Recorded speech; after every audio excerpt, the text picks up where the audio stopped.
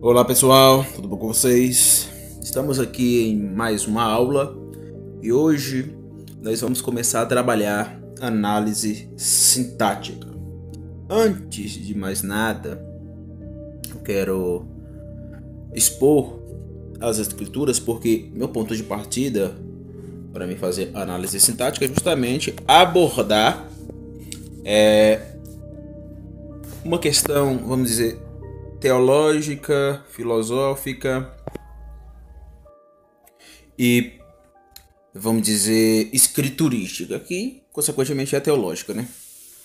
Bom, veja bem, quando nós abordamos as escrituras, um ponto elementar é justamente o conceito de palavra.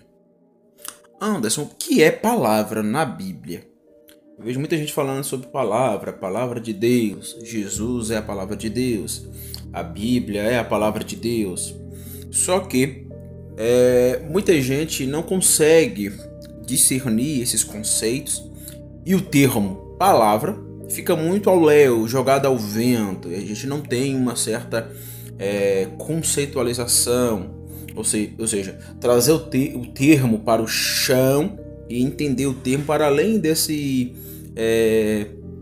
falatório. Então há muito falatório sem compreensão.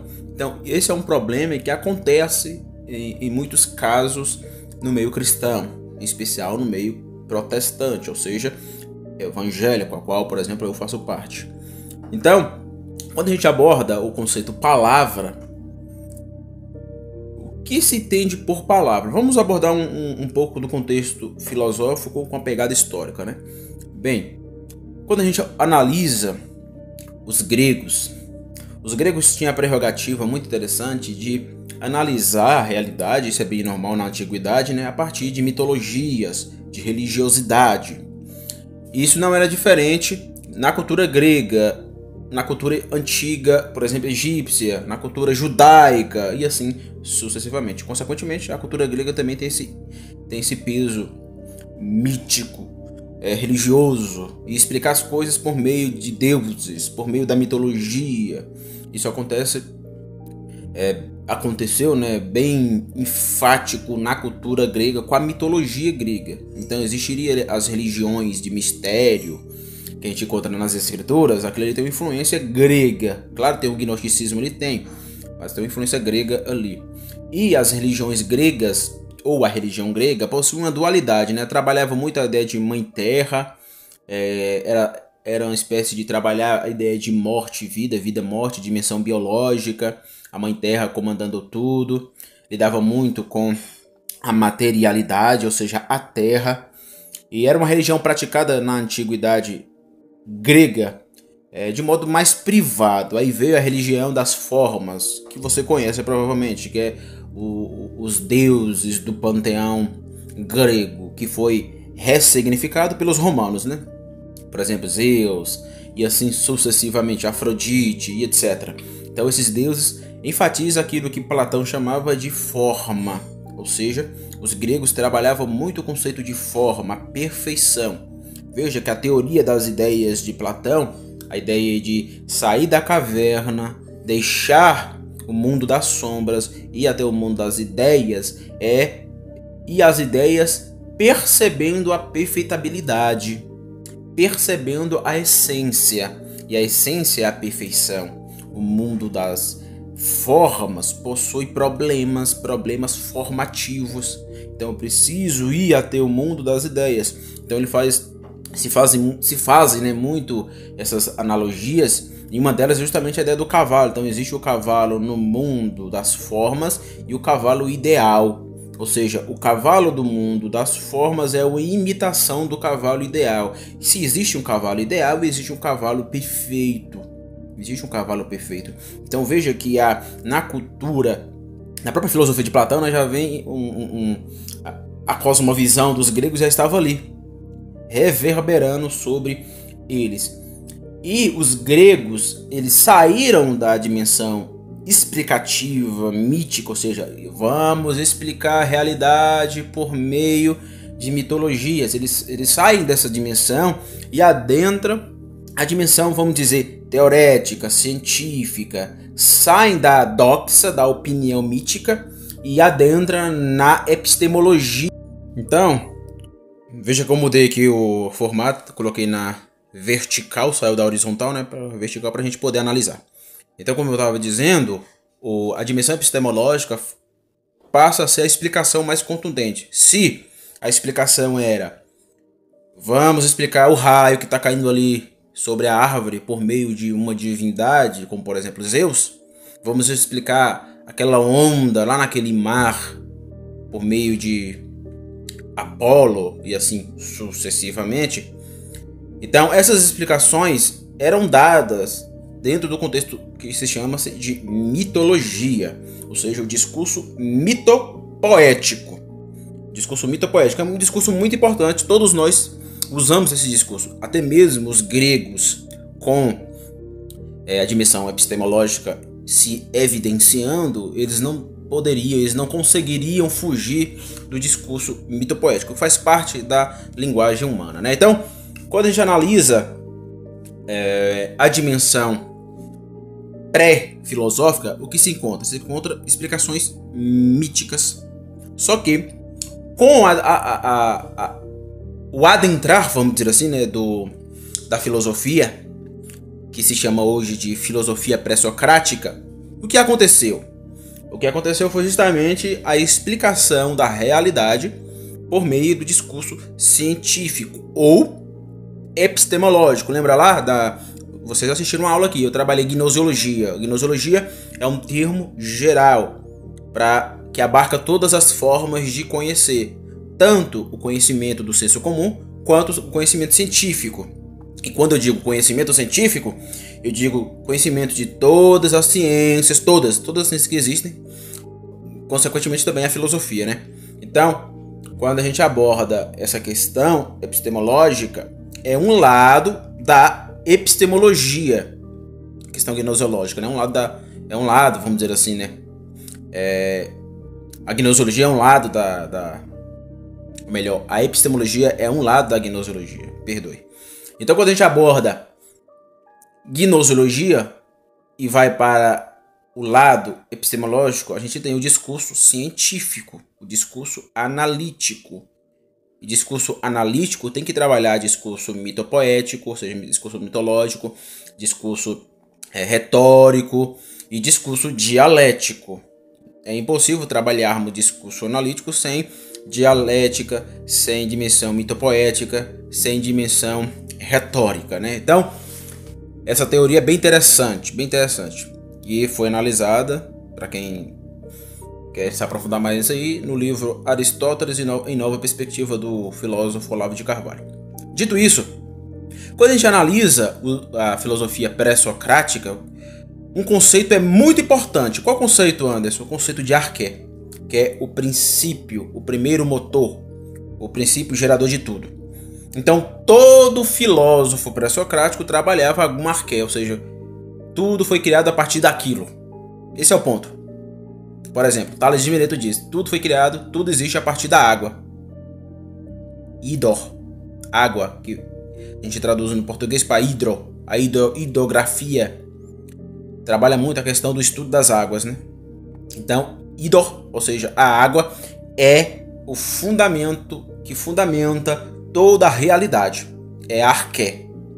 Aí vem outros, vão dizer que é a terra, vai vir outros, vão dizer que é o fogo, vai vir outros, vai dizer que é os 4 elementos, e assim sucessivamente. E dentro dessa tradição filosófica se trabalhava muito a questão do logos. Lembra de João 1:1? No princípio era o verbo, no grego ele é logos. Então veja que João aqui está trabalhando dentro de uma semântica, ou seja, dentro de uma linguagem grega que já tem toda uma história por trás. Então você deve prestar atenção nisso. Então quando a gente analisa a ideia de logos, ou verbum em latim, verbo, palavra, isso é muito importante na antiguidade. Então, para os gregos, o logos, o verbum, a palavra era impessoal. Anderson, eu não entendi. O que significa isso? Impessoal. Impessoalidade. Impessoal é aquilo que não tem características pessoalizadas. Aí o que João faz? João vai olhar para a tradição grega e vai perceber que eles não tinham essa dimensão de pessoalizar o Logos, e pessoaliza o Logos a partir de quem? Jesus Cristo. Ou seja, seria inconcebível para os gregos aceitar essa dimensão cristã de dizer o Logos se fez carne. Não, o Logos não pode se fazer carne, isso é impossível. O Logos é impessoal, é eterno, não possui forma. Aí vem João e diz, não, o Logos é a pessoa, o Logos é Jesus, o Logos, o verbo, a palavra é a carne. Aí eu adentro na minha teoria projetivacional, quadrilátero projetivacional. Quadrilátero por quê? 4 pontos. A Bíblia vai apresentar esses 4 pontos. No princípio criou Deus os céus e a terra, Gênesis 1:1. O que significa aquilo ali? Divine Mouth. Há uma expressão que um filósofo e teólogo protestante, esqueci o nome dele, ele é canadense, ele usa essa expressão em inglês, Divine Mouth, ou seja, traduzido a boca divina. Então, tudo foi criado pela boca de Deus. Haja. Esse haja é Divine Mouth. Esse haja é a boca divina operando. Operando aonde? Operando de modo criacional, saindo da potência e criando o ato. O que é ato? É aquilo que existe. O que é a potência? É o que pode vir a ser. Por exemplo, eu estou aqui dando aula para vocês. Isso é ato. Amanhã eu vou dar aula em uma escola, mas é só amanhã, ou seja, é uma potência. Não aconteceu, mas pode vir a acontecer. Então potência é isso. Ato é aquilo que é agora. Potência é aquilo que pode vir a ser. Esses conceitos são trabalhados com Aristóteles. Então, Deus tirou tudo da potência, ou seja, aquilo que não era, e passou a criar ato. E aquilo passou a ser aquilo que é aqui agora. Ou seja, aquilo que é fatídico. Aquilo que possui estrutura, forma. Olhe para a realidade sua. Quando você observa as coisas. Presta atenção. Como tudo é geométrico. Tudo é geométrico. Quando digo geométrico, lembre da geometria euclidiana. As figuras geométricas, quadrado, retângulo e assim sucessivamente. A realidade é assim. Você está me vendo aqui dentro de um círculo. Figura geométrica. Quando você olha, por exemplo, eu estou olhando aqui. Esse livro possui uma estrutura geométrica. Veja as linhas o formando. Esse objeto, eu vou pegar aqui, é um som, possui uma estrutura geométrica. Eu estou aqui sentado no sofá, o sofá possui estrutura geométrica. Então, isso é forma. A realidade possui estrutura geométrica formalizada. Veja, tudo possui formas. Então Deus começa a criar a realidade em ato, dando forma, ou seja, dando uma estruturação geométrica.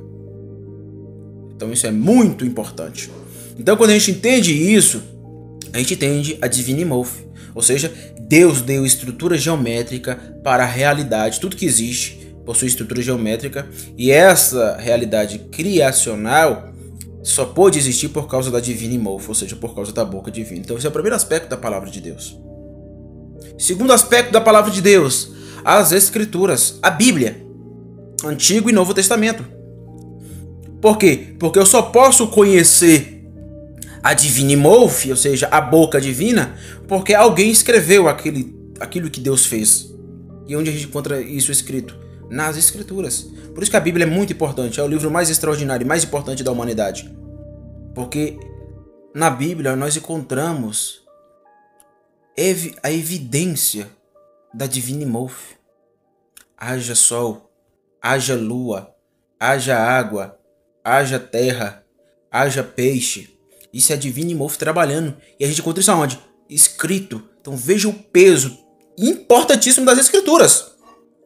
Outro ponto, que é o terceiro ponto, é a carne. Quando eu digo carne, eu digo Jesus Cristo. Por quê? Porque o verbo se fez carne, é isso? Aí entra lá onde eu queria chegar. o Logos. Ou seja, se o Logos para os filósofos pré-socráticos era impessoal, não tem como trabalhar carne, na tradição cristã não. João 1:1. O verbo se fez carne. O verbo era Deus. O verbo estava com Deus. O verbo habitou entre nós, cheio de virtude. Príncipe da paz.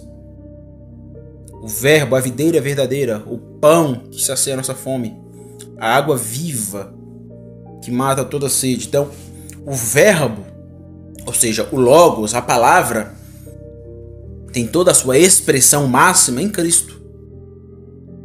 Veja, a Divina Imorfo só criou a partir da carne. A Bíblia só faz sentido a partir da carne. E qual carne, Anderson? A carne da palavra. Então por isso que eu coloquei esse texto de Romanos 10:17. Paulo diz, de sorte que a fé é pelo ouvir. E o ouvir pela palavra de Deus. Palavra aqui não é apenas as escrituras. É as escrituras que evidencia a Divina Imorfo, ou seja, a boca divina, e a carne, porque não faz nenhum sentido falarmos de escritura se Cristo não aparecer de Gênesis a Apocalipse. Cristo é o fio condutor, a carne, o Logos é o fio condutor das escrituras. A Bíblia só é Bíblia inspirada por Deus quando eu encontro Cristo lá. Se eu tirar Cristo, não temos escrituras. É igual o céu, eu não sou salvo para ir para o céu. Eu sou salvo para ter um encontro com o Logos, ou seja, a palavra, que é Jesus Cristo. E Anderson, você falou que é um quadrilátero, e o último ponto é a proclamação. O que é proclamação? É proclamar esses 3 pontos. Proclamar, quando eu estou filosofando, eu estou proclamando a verdade da realidade. Quando eu estou descobrindo verdades científicas, ou qualquer cientista está descobrindo verdades científicas, ele está proclamando verdade da realidade, que foi criada por meio da boca divina.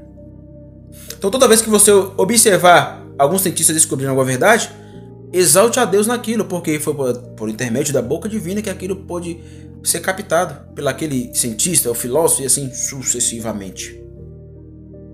E aquilo exalta quem? Exalta o homem? Não, exalta o Logos. Exalta a palavra. Aí, o que eu faço de modo último? Eu proclamo a verdade, o querigma, para exaltar Cristo.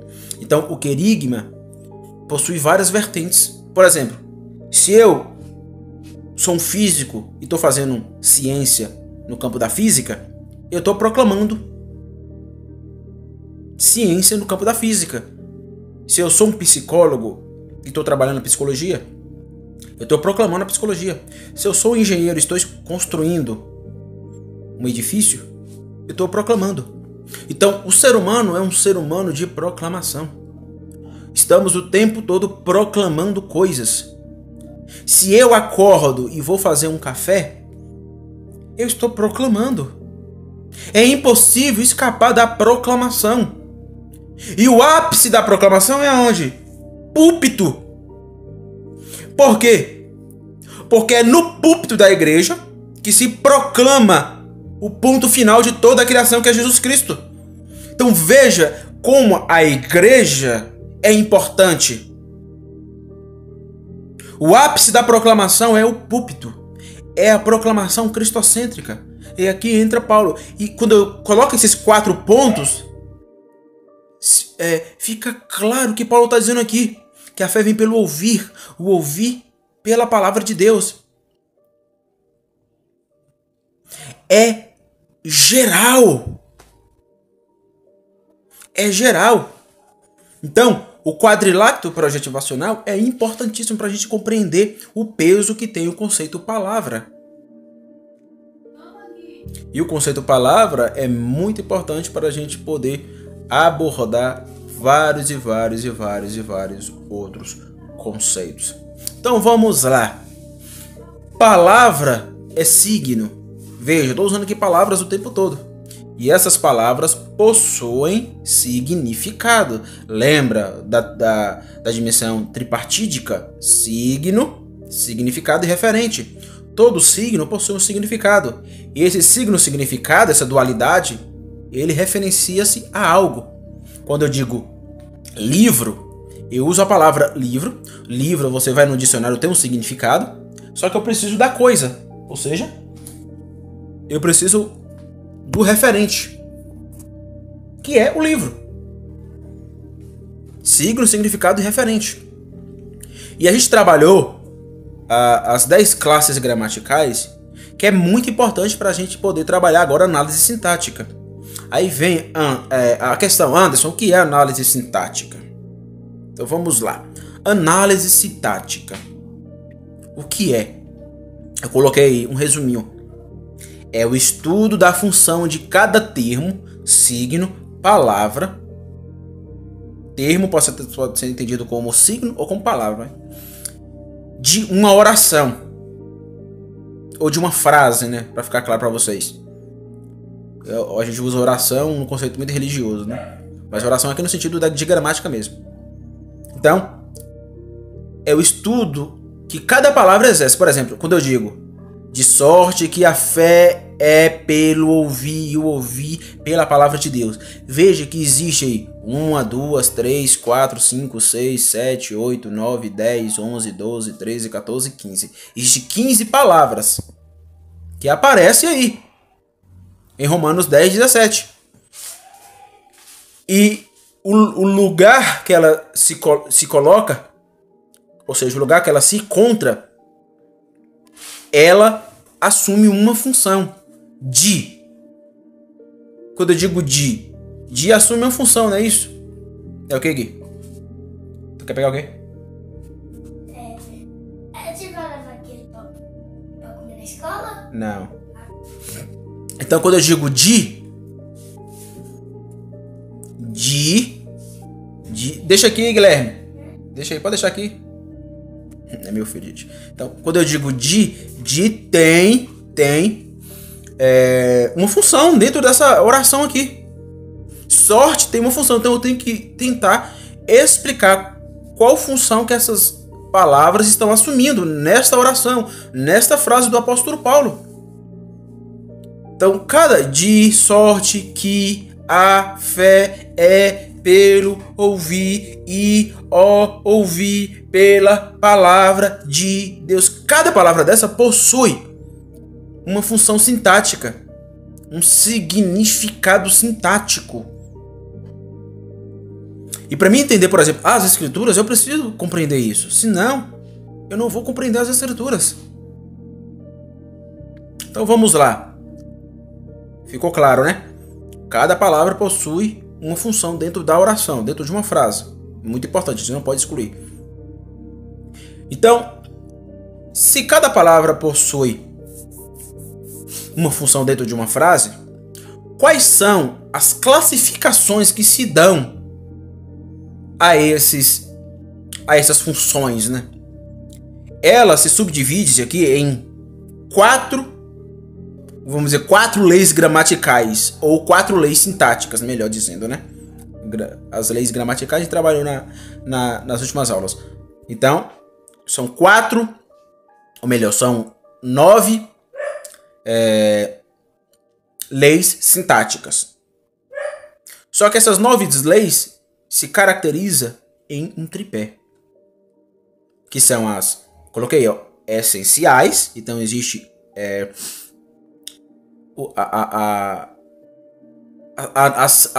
as leis sintáticas essenciais, as leis sintáticas integrantes e as leis sintáticas acessórios. O que é isso, Anderson? Vou explicar. Nós não vamos entrar hoje, né, aqui em sujeito, predicado, complemento e nominal. Não vamos entrar nisso hoje. Isso serão nas próximas aulas. Então serão aí mais 9 aulas depois dessa, né? Eu vou trabalhar a primeira aula sujeito, depois predicado, depois complemento nominal e assim sucessivamente. Então aqui é uma aula introdutória para você ter noção.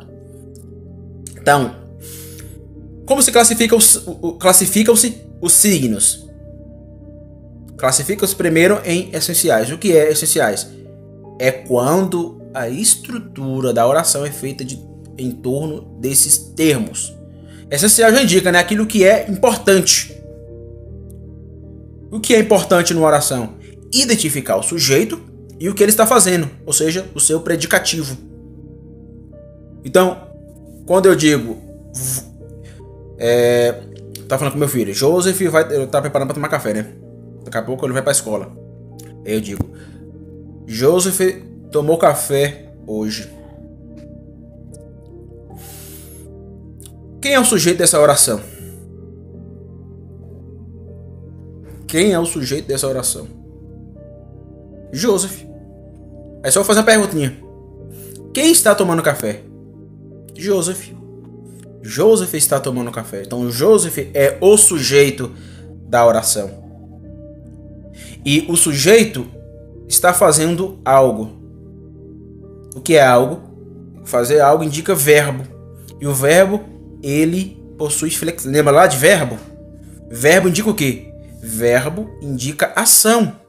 Ação no presente, passado ou futuro.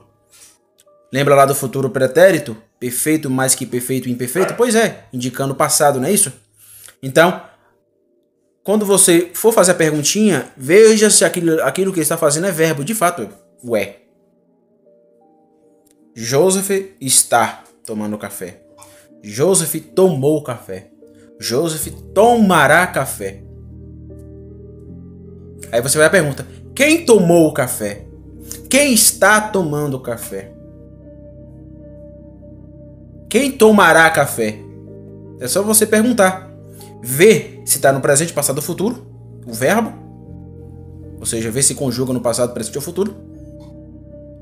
E na própria pergunta você já indica, já se indica, indica-se o sujeito, que é Joseph. Joseph está tomando café. Quem está tomando café? Joseph, sujeito. E qual é o predicativo? Eu coloquei embaixo, ó. Termos essenciais, predicativo e sujeito. Sujeito e predicativo. O predicativo é a informação que se dá sobre o sujeito. Está tomando café, por exemplo, é o predicativo, que se predica-se no sujeito chamado Joseph. Joseph está tomando café. Entendeste? Então, esse é o primeiro ponto. Vocês têm que memorizar, porque isso reverbera na realidade. Veja, Joseph está tomando café é uma ação referente. Não é mero signo e significado. Se auto-evidencia-se na realidade que se apresenta aos seus olhos. Porque linguagem não é só linguagem jogada ao léu ou escrita. Não, linguagem é linguagem na realidade. Então, segundo ponto. Integrantes. O que são os pontos integrantes? São quando complementam o sentido de outros termos presentes na oração. Então, é uma complementarização. Entende? Então a gente conta, por exemplo, complemento verbal, complemento nominal, agente da passiva, que a gente vai estudar. E por fim, os acessórios. O que é o acessório? É quando sua remoção não prejudica o sentido da oração. Então, eu posso remover remover um signo de uma frase e aquele não vai prejudicar o sentido da oração. Só apenas acessórios. Por exemplo, se eu remover os essenciais, perde-se o sentido. Por exemplo, vamos tirar o sujeito dessa oração, dessa frase. Joseph está tomando café. Eu tiro o sujeito e coloco: está tomando café. E eu chego para alguém. Minha esposa pergunta: Anderson, o que Joseph está fazendo? E eu digo: tomando café.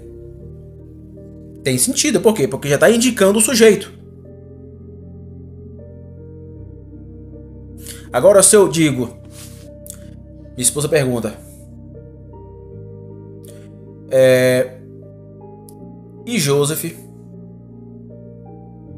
E eu digo: tomando café. Ela pode entender? Pode entender, mas não tenho o tato. Eu precisaria usar estar. Ou seja, eu precisaria colocar um integrante. Eu tinha que colocar estar tomando café para ter mais suavidade na análise sintática. Agora quando eu digo: Joseph está fazendo o quê? Tomando café? Tem significado. Mas no exemplo que eu dei anteriormente, ela pode entender, porém não tem leveza. E a gente Percebe para você ver. A gente usa esses termos para dar leveza na oração. Por isso que é importante estudar análise sintática. Muito importante. Então, os acessórios, quando é removido de uma oração, não prejudica o sentido daquela oração. Então veja, eu removi o sujeito, porém, na minha fala, o sujeito já estava colocado, que seria um sujeito oculto, né? A gente vai estudar isso, que é sujeito oculto. Então eu poderia remover. O que Joseph está fazendo, Anderson? Eu poderia falar, Joseph está tomando café. O que eu faço? Eu tiro o sujeito. Porque minha esposa já indicou o sujeito. E o que eu faço? Só faço usar os predicativos. Ou seja, a ação que ele está cometendo. Ou seja, está tomando café. Eu não precisei usar Joseph está tomando café, porque minha esposa já indicou o sujeito. Porém, se eu colocasse está tomando café, sem a minha esposa falar o sujeito, ficaria esse sentido sintático, não é isso? Então veja como integrantes e acessórios são importantes aqui para a gente estudar. Então é isso. Essa aula introdutória. O que é análise sintática? Análise sintática é a função que cada palavra exerce numa oração. Ou como quer queira, quer não, numa frase, né? Para ficar claro para vocês, numa frase. Mas o termo certo é oração, numa oração. Eu vou explicar depois a diferença de frase para oração, oração para frase, né? Mas é isso. Análise sintática será as nossas próximas aulas. E a primeira aula será sobre sujeito, como você está vendo aí na telinha. Então, é isso. Meu muito obrigado. Até a próxima aula, se Deus quiser. Tchau, tchau.